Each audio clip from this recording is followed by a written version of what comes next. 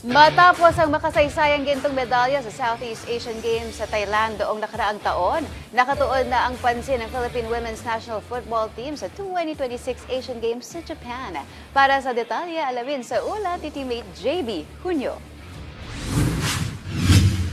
Puspusan na ang preparasyon ng Pilipinas habang nakahanay na ang kanilang mga mahahalagang international campaign kabilang ang Asian Games sa Japan ngayong Setyembre kung saan muling pangungunahan ni Head Coach Mark Torcaso ang koponan. Matapos ang makasaysayang pagpasok sa quarterfinals noong 2023 Asian Games, itinuturing ni Torcaso ang paparating na edisyon bilang mahalagang pagkakataon upang masubukan ang mga bagong manlalaro laban sa matitinding kalaban. Maliban sa Asian Games, nakalatag na rin ang sunod-sunod na international camps at friendly matches ng Pilipinas, kabilang ang paglalaro sa South America, ang Pinatar Cup sa Spain at ang Olympic Qualifying Tournament bilang bahagi ng paghahanda para sa 2027 FIFA Women's World Cup. Kinilala rin ni Torcaso ang malaking suporta ng Philippine Football Federation, mga sponsors at ng Philippine Sports Commission sa patuloy na paghahanda ng koponan.